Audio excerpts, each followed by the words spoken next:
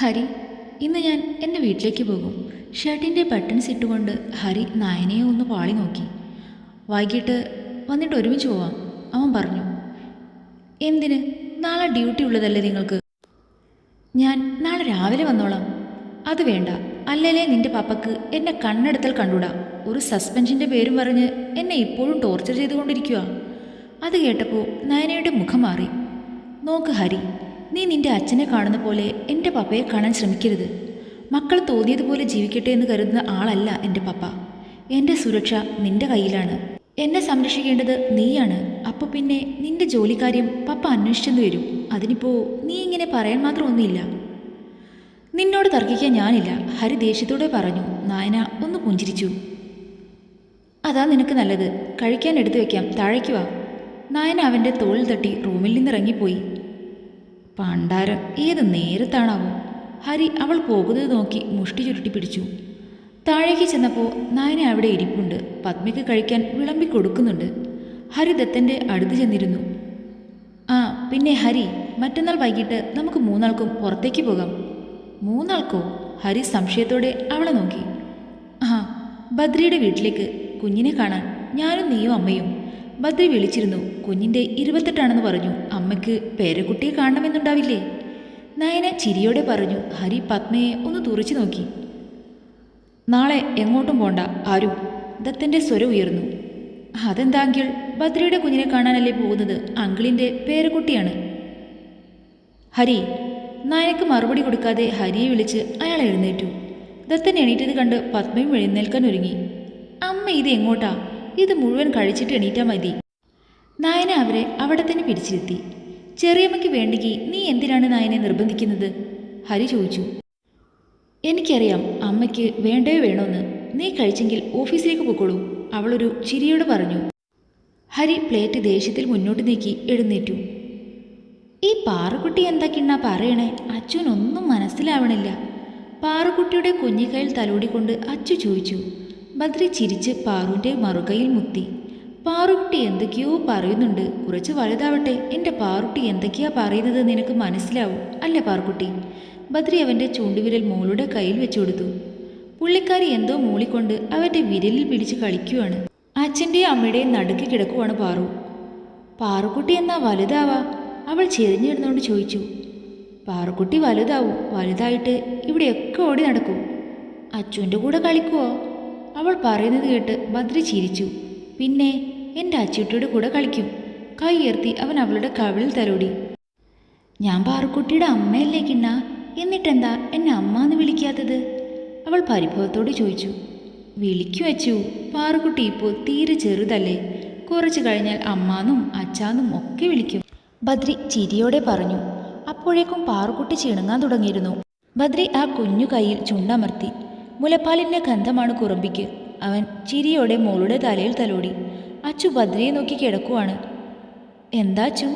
അവളുടെ നോട്ടം കണ്ട് ബദ്രി ചോദിച്ചു. കിണ്ണനെന്താ അച്ചുന് ഉമ്മ തരാത്തെ? അവളുടെ വലിയ കണ്ണുകളിൽ വെള്ളം നിറഞ്ഞു. അച്ചുടാ, എൻ്റെ അച്ചൂട്ടനും തരാലോ ഉമ്മ. അവൻ അവളുടെ കവിളിൽ സ്നേഹത്തോടെ തലോടി. എഴുന്നേറ്റ് അവളുടെ അടുത്ത് ചെന്നിരുന്നു. മുഖം താഴ്ത്തി അവളുടെ നെറ്റിയിലും കവിളിലും പ്രണയവും വാത്സല്യവും ചാലിച്ചുകൊണ്ട് ചുംബനങ്ങൾ വർഷിച്ചു. അച്ചു ചിരിയോടെ എഴുന്നേറ്റ് അവൻ്റെ നെഞ്ചിലേക്ക് പറ്റിച്ചേർന്നു. ബദ്രി അവളെ ചേർത്ത് പിടിച്ചു. പാറുക്കുട്ടി വിശന്ന് കരയാൻ തുടങ്ങി. ഷോ, ഈ വാവ എപ്പോഴും കരയും. അച്ചു ചുണ്ടുകൂർപ്പിച്ചുകൊണ്ട് പാറുവിനെ നോക്കി. വാവയ്ക്ക് വിശന്നിട്ടല്ല അച്ചു. അവളുടെ നെറ്റിൽ ഒരു ഉമ്മ കൊടുത്തുകൊണ്ട് അവൻ മോളെ ചെന്നെടുത്തു. എന്തടാ പാറുക്കുട്ടി, വിശക്കുന്നുണ്ടോ അച്ചയുടെ മുത്തിന്? പാറുക്കുട്ടിയുടെ കരച്ചിൽ കൂടി. അച്ചു, വാവയ്ക്ക് പാല് കൊടുക്ക്, കരയുന്നത് കണ്ടില്ലേ? അവൻ കുഞ്ഞിനെ അച്ചുവിൻ്റെ മടിയിലേക്ക് വെച്ചു കൊടുത്തു. അവൾക്കടുത്ത് ചെന്നിരുന്ന് കുഞ്ഞിനെ അവളുടെ മാറോടടുപ്പിച്ചു. അനങ്ങാതെ ഇരിക്കച്ചു, പാറക്കുട്ടിയുടെ വിശപ്പ് മാറട്ടെ. അവളൊന്ന് തലയാട്ടി. അവളുടെ മാറിൽ നിന്ന് എന്തോ മൂളിക്കൊണ്ട് പാല് കുടിക്കുന്ന പാറുക്കുട്ടിയെ ബദ്രി നിറഞ്ഞ മനസ്സോടെ നോക്കിയിരുന്നു. അച്ചുവിനെ കാണുകെ ഹൃദയത്തിനുള്ളിൽ പ്രണയം അലയടിച്ചുകൊണ്ടിരുന്നു. അവളൊരു അത്ഭുതമാണെന്ന് അവന് തോന്നി. ചെറിയ വേദന പോലും സഹിക്കാൻ കഴിയാത്ത ആളാണ് തൻ്റെ കുഞ്ഞിന് ജന്മം നൽകിയത്. വാടിത്തളർന്ന് കിടന്നപ്പോൾ വാശി കാണിക്കുമെന്ന് കരുതി. പക്ഷേ എത്ര പെട്ടെന്നാണ് അവളിലെ അമ്മ ഉണർന്നത്. ഒരിക്കലും വിചാരിച്ചതല്ല ഇങ്ങനെയൊരു നിമിഷം കാണാൻ കഴിയുമെന്ന്. കിണ്ണ, പാറൂട്ടീനെ എടുത്തേ, കഴിഞ്ഞു. അച്ചു പറഞ്ഞത് കേട്ട് അവൻ മോളെ അവളുടെ മടിയിൽ നിന്നെടുത്തു. പാറു ഉറങ്ങാനുള്ള തയ്യാറെടുപ്പിലാണ്. ബദ്രി അവളെ കയ്യിൽ കിടത്തി അച്ചുവിൻ്റെ അടുത്തിരുന്നു. അച്ചുവിന് പാറുക്കുട്ടിയെ ഇഷ്ടായില്ലേ? ഇഷ്ടായി. പക്ഷേ അച്ചുവിന് കിണ്ണനെയാ കൂടുതൽ ഇഷ്ടം. ചിണുങ്ങി ചിരിച്ചുകൊണ്ട് അവൻ്റെ കവിളിൽ മുത്തി. ബദ്രി ചിരിച്ചു. പാറുക്കുട്ടി വന്നിട്ട് നാളേക്ക് 28 ദിവസമാവും. ബദ്രി മോൾക്ക് വേണ്ടി അരഞ്ഞാണവും കൊലുസും വാങ്ങാൻ പോയതാണ്. അച്ചു കാത്തിരിക്കാൻ തുടങ്ങിയിട്ട് നേരം കുറേയായി. ദേവുമ്മ, കിണ്ണൻ എന്താ വരാത്തെ? അച്ചുവിന് ഇപ്പോൾ കാണണം. ബെഡ്ഷീറ്റ് മാറ്റി വിരിക്കുന്നതിനിടെ ദേവകി അവളെ നോക്കി ചിരിച്ചു. ഇപ്പോൾ വരും മോളെ, മോളിവിടെ ഇരിക്ക്, കൂടുതൽ നേരം നിൽക്കണ്ട. അച്ചു മെല്ലെ ബെഡിലേക്ക് കിടന്നു. കിണ്ണൻ ഇന്നും അച്ചുവിനെ പറ്റിച്ചു. ഒറ്റക്കാക്കി പോയില്ലേ എന്നെ? അവൾ ഇരുന്ന് പിറുപിറുക്കുന്നുണ്ടായിരുന്നു. അപ്പു ആണേൽ പാറുട്ടിയെ കളിപ്പിക്കുന്ന തിരക്കിലാണ്. പാറുട്ടിയെ, ചിരിക്കടി പെണ്ണെ. അവളുടെ കയ്യിൽ പിടിച്ച് കുലുക്കിക്കൊണ്ട് അവൻ പറഞ്ഞപ്പോൾ ആ കുഞ്ഞി ചുണ്ടുകൾ ചിരിച്ചു. അച്ചോടാ, എന്ത് ചേല എൻ്റെ കുറുമ്പിയെ കാണാൻ. അവൻ അവളുടെ ഉണ്ണി വയറിൽ ഉമ്മ വെച്ചു. പാറു സന്തോഷത്തിൽ കുഞ്ഞിക്കാലിട്ടടിച്ചു. കൈകൊണ്ട് അപ്പുവിൻ്റെ മുടിയിൽ മുറുക്കി പിടിച്ചു. അപ്പു അതൊക്കെ ആസ്വദിക്കുകയായിരുന്നു. മുറ്റത്ത് ബദ്രിയുടെ ജിപ്സി വന്നു നിന്ന് ശബ്ദം കേട്ടു. കിണ്ണം വന്നു. അച്ചു എഴുന്നേറ്റ് മെല്ലെ എഴുന്നേറ്റിരുന്നു. വാവാച്ചിയുടെ അച്ഛൻ വന്നടാ. പാറുട്ടിയെ കൈ പിടിച്ചുകൊണ്ട് അപ്പു പറഞ്ഞു. അവളാണേൽ ആ നേരം അവൻ്റെ കൈ വായിലേക്ക് കൊണ്ടുപോകാനുള്ള ഒരുക്കത്തിലാണ്. ബദ്രി അകത്തേക്ക് കയറി വന്നു. ബേബി ബെഡിൽ കിടക്കുന്ന കുഞ്ഞിനെ ഒന്ന് നോക്കിയ ശേഷം അവൻ അച്ചുവിൻ്റെ അടുത്ത് ചെന്നിരുന്നു. അച്ചുവിനെ കൂട്ടാതെ എങ്ങോട്ടാ പോയേ? അച്ചു പരിഭവത്തോടെ ചോദിച്ചു. ഞാനേ വാവയ്ക്ക് ഇതൊക്കെ വാങ്ങാൻ പോയതാ. അവൻ കയ്യിലുള്ള കവർ അവരുടെ കൈ കൊടുത്തു. കുഞ്ഞിന് വേണ്ടി കരിവളകളും കൺമഷിയും ബേബി സോപ്പും പൗഡറും അങ്ങനെ കുറേ ഉണ്ടായിരുന്നു. കൂടാതെ അച്ചുവിന് നൈറ്റിയും വാങ്ങിയിരുന്നു. എന്നാ ഞാൻ ഇറങ്ങട്ടെ മോനെ, നാളെ നേരത്തെ വരാം. ദേവകിയമ്മ അടുത്തേക്ക് വന്ന് പറഞ്ഞു. ഞാൻ കൊണ്ടാക്കി തരണോ അമ്മേ? നല്ല മഴക്കാറുണ്ട്. വേണ്ട മോനെ, കുട കൊണ്ടുവന്നിട്ടുണ്ട്, അമ്മ പൊക്കളാം. അവർ പുഞ്ചിരിച്ചുകൊണ്ട് പുറത്തേക്ക് പോയി. നാളെ സ്കൂളിൽ പോകണ്ടല്ലോ കണ്ണേട്ടാ? അപ്പുൻ്റെ ചോദ്യം കേട്ട് അവനെ ഒന്ന് കൂർപ്പിച്ചു നോക്കി.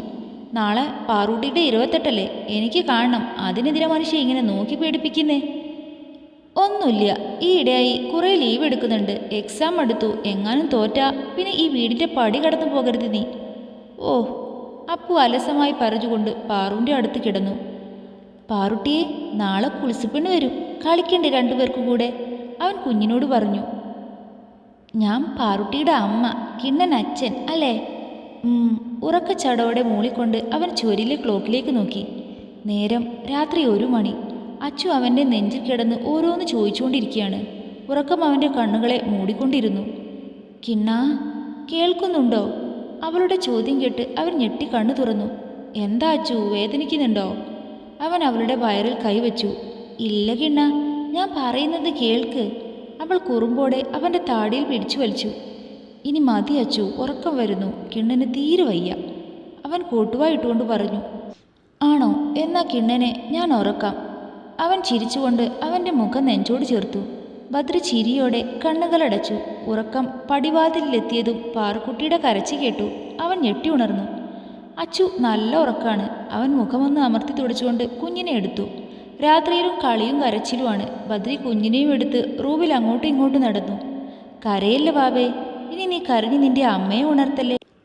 അവൻ മോളോട് ചിരിയോടെ പറയുന്നുണ്ടായിരുന്നു. കുറേ നേരം എടുത്തു നടന്നു. പിന്നെ കരച്ചിൽ നിന്നു. അവളെ ബെഡിൽ കൊണ്ട് കിടത്തി. ഉടുപ്പിച്ച തുണിയിൽ പുള്ളിക്കാരി മൂത്രമൊഴിച്ചു. എന്നിട്ടും നല്ല കളിയാണ്. ബദ്രി വേറെ തുണി ഉടുപ്പിച്ചു കൊടുത്തു. ബാത്റൂമിൽ കൊണ്ടുപോയി നനഞ്ഞ തുണി കഴുകാൻ ഒരുങ്ങിയപ്പോൾ വീണ്ടും പാറുട്ടി കരച്ചി തുടങ്ങി. അവൻ വേഗം ചെന്ന് അടുത്തിരുന്നു. സ്വിച്ചിട്ട പോലെ കരച്ചിൽ നിന്നു. പിന്നെ അച്ഛനും മോളും കൂടെ കളിച്ചും റൂമിൽ എടുത്തു നടന്നും ആ രാത്രി കഴിച്ചു കൂട്ടി. 5 മണി കഴിഞ്ഞു രണ്ടാൾ ഉറങ്ങാൻ. 7 മണി ആയപ്പോഴേ അച്ചു എണീറ്റു. ബദ്രിയെയും കുത്തിപ്പോക്കി. ബദ്രി മടിയോടെ എഴുന്നേറ്റു. അപ്പോഴേക്കും അപ്പു വാതിലിൽ മുട്ടി. കുഞ്ഞിൻ്റെ അടുത്തേക്കുള്ള വിസിറ്റാണ്. അച്ചുവിനോട് പറഞ്ഞ് പാറുക്കുട്ടിക്ക് പാല് കൊടുത്തു. എന്നിട്ട് പോയി വാതിൽ തുറന്ന് കുഞ്ഞിനെ അപ്പുവിനെ ഏൽപ്പിച്ചു. അച്ചുവിന് ബ്രഷിൽ പേസ്റ്റാക്കി കൊടുത്തു. അവൾ പല്ല് തേച്ച് വന്നു. ബദ്രി അവളെ എണ്ണമയമില്ലാത്ത മുടിയിൽ എണ്ണ തേച്ച് കൊടുത്തു.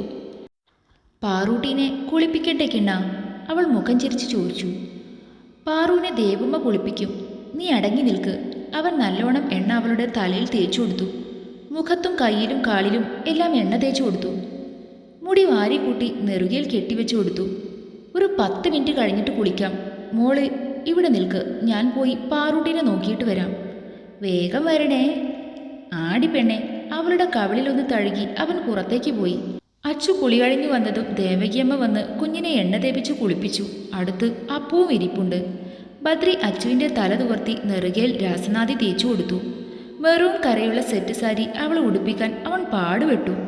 ചടങ്ങിന് നേരമായപ്പോഴേക്കും ഇച്ചുവും നൈഷുവും ശങ്കറും അമ്മാളും എത്തി. കത്തിച്ചു വെച്ച നിലവിളക്കിന് മുന്നിൽ പാറൂട്ടിയെ മടിയിൽ കിടത്തി ബദ്രി ഇരുന്നു. അച്ചു അവനെ ചുറ്റിപ്പിടിച്ച് അടുത്തു തന്നെയുണ്ട്. കുഞ്ഞിൻ്റെ അരയിൽ പൊന്നിൻ്റെ അരഞ്ഞാണം കെട്ടിക്കൊടുത്തു. അച്ചു അത് നോക്കിയിരുന്നതേ ഉള്ളൂ. കാലിൽ സ്വർണത്തിൻ്റെ പാദസരവും അണിയിച്ചു. ചെവിയിൽ അവളുടെ നാമം 3 വട്ടം ചൊല്ലിക്കൊടുത്തു. പ്രണയ, പ്രണയ, പ്രണയ. ഇച്ചു മോൾക്ക് ഒരു കുഞ്ഞു വള കൊടുത്തു. ശങ്കർ മാലയും. കുലുസുപെണ്ണ് പാറുമോളെ തൊട്ടു നോക്കുന്നുണ്ട്. ഇഷ്ടായോ കുലുസുപെണ്ണെ നമ്മുടെ പാറുക്കുട്ടിയെ? അപ്പുവിൻ്റെ ചോദ്യം കേട്ടവൾ കണ്ണു ചിമ്മി ചിരിച്ചു. അപ്പു പെണ്ണിൻ്റെ ഉണ്ടക്കവളിൽ ഉമ്മ കൊടുത്തു. മുറ്റത്തൊരു കാറ് വന്നു നിന്നു. രാമച്ചൻ. ശങ്കർ മുന്നോട്ട് വന്നു. രാമച്ചൻ മാത്രമായിരുന്നില്ല, പുള്ളിയുടെ അമ്മയും ഉണ്ടായിരുന്നു. ഇത്രയും ദിവസം എവിടെയായിരുന്നു രാമച്ച? തൻ്റെ കയ്യിൽ നിന്നും കുഞ്ഞിനെ വാരിയെടുക്കുന്ന രാമച്ചനെ നോക്കി ബദ്രി ചോദിച്ചു. ഞാനൊരു യാത്ര പോയതാ. അയാൾ ചിരിച്ചു. നീ ഒന്ന് വന്നേ, എനിക്കൊരു കാര്യം പറയാനുണ്ട്. ശബ്ദത്തിൽ ഗൗരവം നിറഞ്ഞു നിന്നു. കുഞ്ഞിനെ ശങ്കറിൻ്റെ കയ്യിൽ ഏൽപ്പിച്ചുകൊണ്ട് അയാൾ ബദ്രിയെ കൂട്ടി മാറി നിന്നു. എന്താ രാമച്ച? എടാ, ഞാൻ നീ പറഞ്ഞത് വെച്ച് ആ മോഹനെക്കുറിച്ച് അന്വേഷിച്ചു. അത് കേട്ടതും ബദ്രി അയാളെ ഉറ്റുനോക്കി. എന്നിട്ട് അച്ഛനെ കുറിച്ച് വല്ലതും? അവൻ നെഞ്ചിരിപ്പോടെ ചോദിച്ചു.